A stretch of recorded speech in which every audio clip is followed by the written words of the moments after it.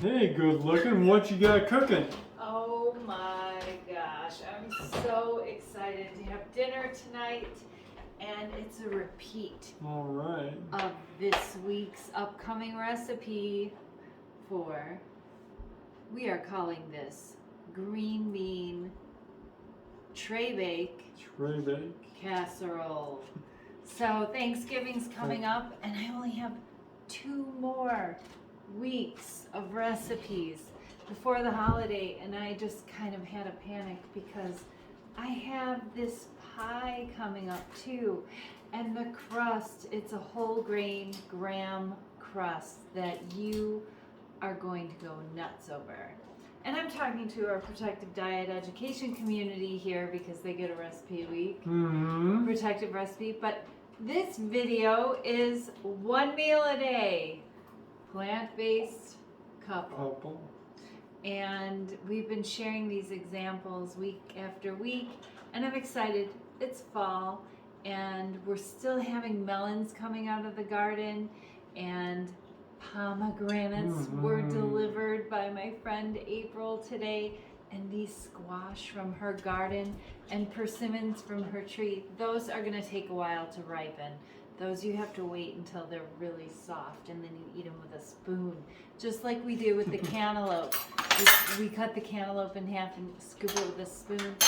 And pomegranate, Jerry, show them how you eat these oreals out of here. We just take them out one by one, and then, oh my gosh, stuffing muffins.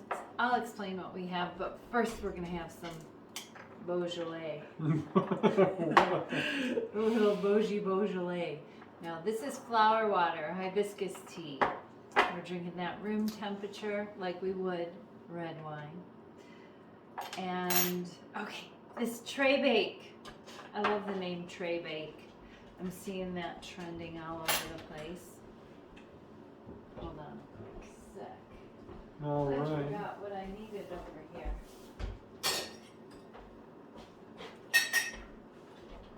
I need my spatula for my tray bake. So this is like a 2-step recipe. I designed this to fit into your Breville oven, your Smart Air oven. And because I know at the time of Thanksgiving, everyone's really busy with the oven. The oven's busy, especially if you have a mixed table. So I say mixed table because you might still have you might be attending a party or having a party and having not all protective, whole food, plant-based things. And you want to make something for yourself, or you want to make something you're sure is a sure thing for everyone. You see how this sauce comes together into this green bean casserole on this pan, and there are cranberries in here. This is gourmet green bean casserole because I don't like green bean casserole, and Jerry loves it. So it's my compromise. So this has onions, it has broiled onions, they're browned, and fire roasted corn that we make in the Breville. You could do it under the broiler in your conventional oven, or you could do it in a mini toaster oven. And how are those pomegranates? They're really good. Want My some? first bite in a minute. All So right. I gotta keep my mouth ready to talky talk and share what's going on here. I have blistered cranberries in here that I blistered with when I fire roasted the corn. Oh my gosh. We had this last night for the first time, and there was a total fail. Total fail. Because I wanted a second helping because it's so delicious. A second helping. Julie said, we no. shared this. No, there isn't anymore. It And was. I dropped my fork and said, that's a fail right there. This is a tray bake for 2. And I said to Jerry, you know what? People that aren't eating like we are on a whole food plant-based diet as protectively as we are, they are not going to eat this entire tray bake. At Thanksgiving, what do people do? They're like, oh, green bean casserole. And they're like, a little of this, a little of that. And then they're diving in for everything else. Jerry and I, we divided this tray bake down the middle, just like that. And then we put it on our plate. So good. Yes. And, oh my gosh, the sauce to this, those of you that are following along, that are members, and you are making the recipes along with us, you are going to love this recipe, and it comes to you Monday at midnight.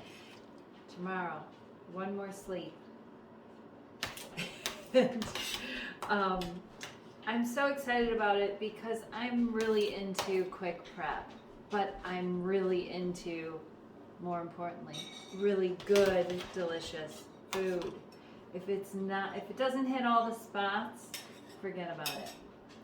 So that's what's going on here. Jerry will have to wait. He's still working on this pomegranate.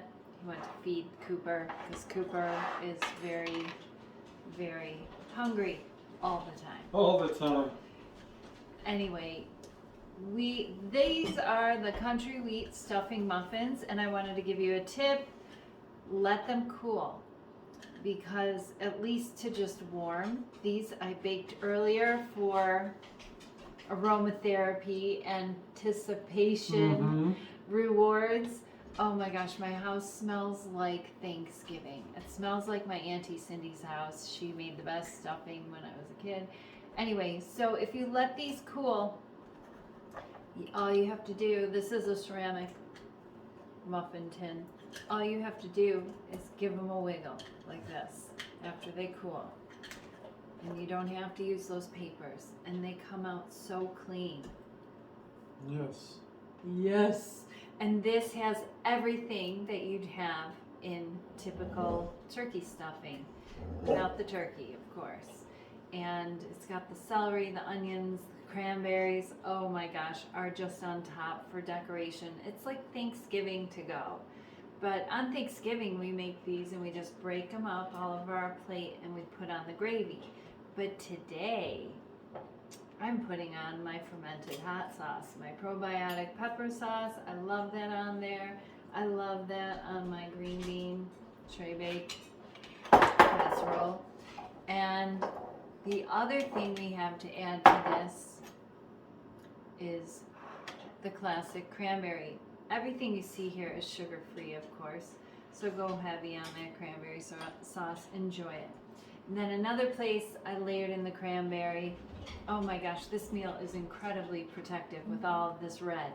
Is this no-bake pumpkin cream pie with it's featuring our latest pie crust, which is a whole grain graham crust, just like a graham cracker crust, and it's no bake. It's like the easiest thing to assemble, but here I'm working on my technique. I swirled it with some of the cranberry sauce. That's an option on here.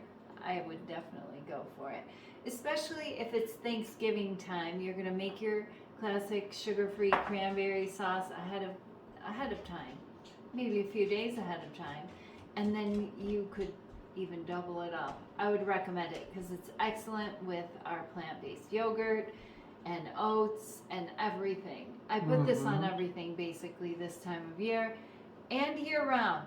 Get those cranberries in your freezer. These cranberries came from last November. I ordered them organic through Azure Standard and frozen, but organic cranberries, how exciting. yes. Gather up the cranberries, get them in your freezer, and you can use them and have the protective cranberries year-round in that cranberry sauce. Oh wow, yum. And blistered cranberries. Did you put them on your Did you tell me about the salad? pumpkin pasta? You're falling to the couch. Did I tell? Oh, and then over here, I guess you want to know exactly what I'm eating. I have leftover salad from last night. I call it soggy salad. It's one of my favorite things because it just marinates and gets even better. This is with the daily dressing. And then, oh, I almost forgot the Crispies. The rosemary Crispies go on every salad now. That was last week's recipe. Where are they? Here they are. Oh my gosh, they're running low. I was too busy making muffins and pie to make more Crispies. These Rosemary Krispies, they add just the right crunch. Oh my gosh. Oh my gosh. Mm-hmm. And then, what else did I want to show you? There was something else that I wanted to tell you about. Oh, the cantaloupe. We'll each have a cantaloupe. Those are from the garden still. We're still eating those up. So last night's test of this pie, guess what I had for dinner? Well, here's my leftover salad. But I had a huge salad bowl. You know our huge salad bowl, and I toss everything up and share it with Jerry. Well, I ate so much of this salad, and Jerry had leftover beans and rice and leftover chili with fresh instant mac and cheese, because I wanted to fill him up on we didn't have this last night. We had this the night before last, because all I wanted last night was this pie and salad. And I knew that if I ate a whole bunch of other stuff, I gave Jerry all the leftovers from the week, I was like, I'm eating pie. And you know, on a protective diet, the pie is just as good for you as anything else you see here. That's awesome. So I ate 3/4 of this pie. That's right. And She I sure was did. like, it was delicious. I'm like, keep your hands off, Jerry. Eat this. And I didn't even put the pie down until he got filled up on everything else. But I ate a lot of salad with my Krispies for my starch energy, and then the crust on here, just as good as anything else you see here. And the filling, oh my gosh. This is some high protein plant-based pie. So, no nuts, no dates, no maple syrup, none of those things that make us say, oh, I can only have one slice.